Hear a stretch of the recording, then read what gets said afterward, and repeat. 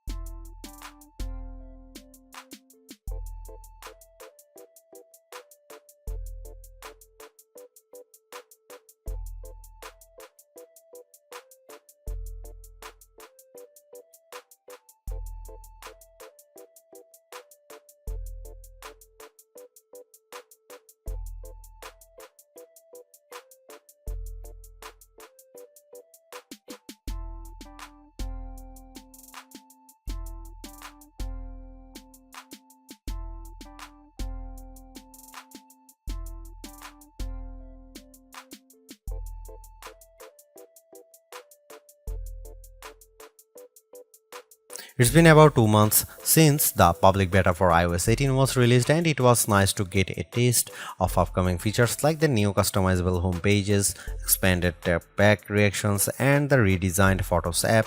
With the iPhone 16 launch, iOS 18 is basically ready for prime time with some caveats. This year, more than ever, it's hard to figure out what's coming to your iPhone and what isn't.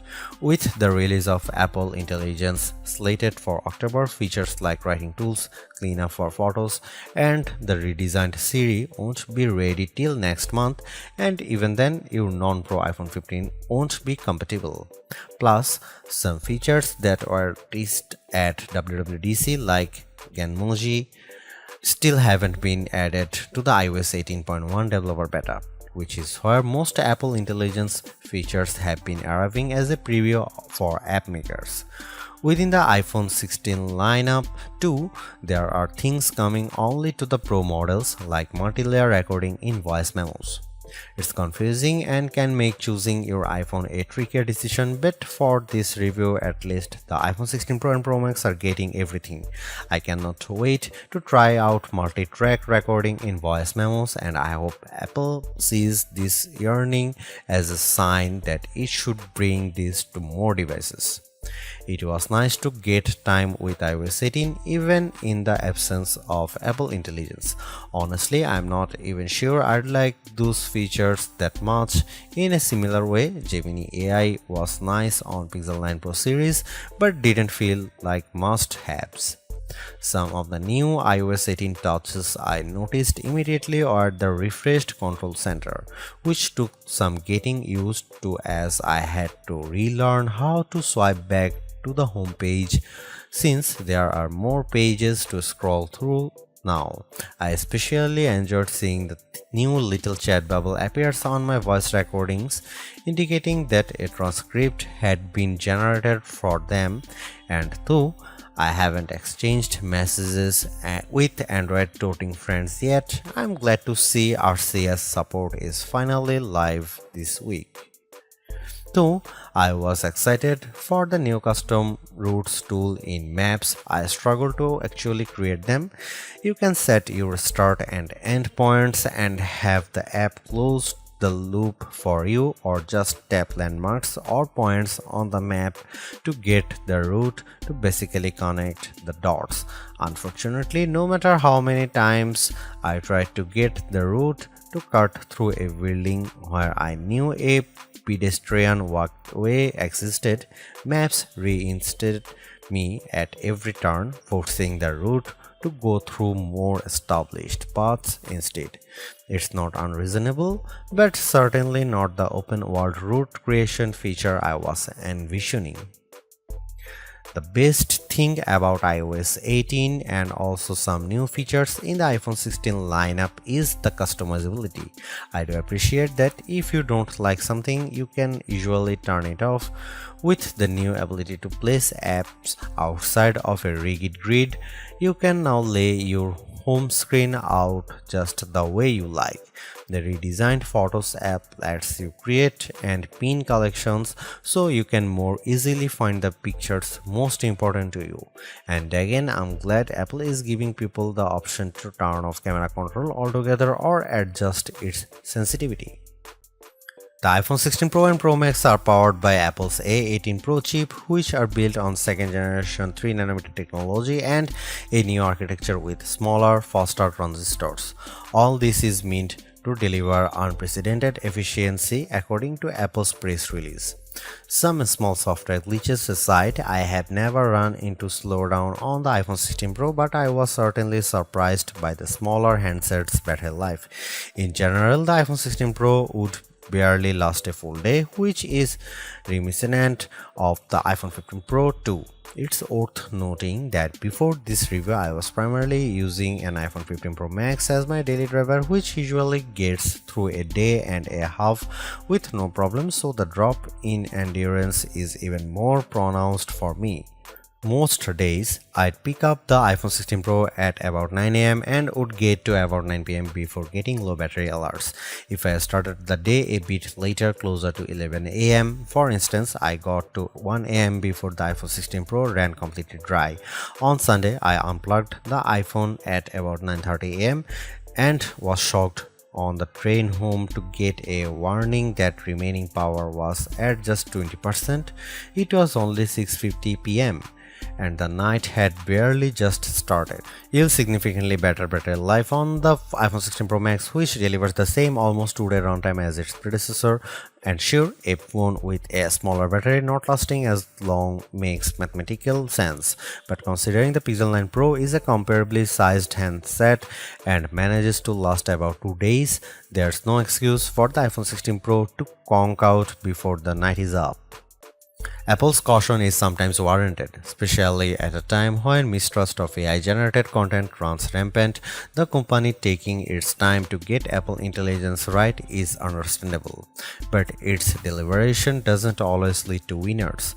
While I appreciate the attempt to differentiate camera control with the touch sensor for more versatility, I am not yet convinced on its usefulness. The good news is, and I cannot stress this enough, you have the option to tune it to your liking, and that's the theme I'm seeing in recent Apple features that hint at more thoughtfulness than usual. If you don't like something or if something isn't right for your needs, you can adjust or disable it. In iOS 18, you have greater control over your home screen's app layout and can pin custom collections for easier reach. In the Photos app, the action button introduced last year could have been a spectacular fail had Apple not let you still keep it as a mute switch, but it managed to give people more functionality while maintaining the status quo for those who are just as resistant to change. Change is scary, change is hard, but without change there is no progress. Apple's cautious approach is a tricky balancing act that's evident on the iPhone 16 Pro. Some new features like audio mix and custom routes in Maps delivers mixed results, otherwise like photography styles are hits. Then there are the basic ingredients like good battery life and durable, attractive designs that Apple cannot neglect. The iPhone 16 Pro's subpar battery life holds it back from beating the competition, which is stiffer than ever this year, especially from Google. Luckily for Apple, most people who have iPhones are going to stick with iPhones. It's just easier. For those already sucked into the ecosystem, the iPhone 16 Pro are worth the upgrade from a model that's at least 2 years old.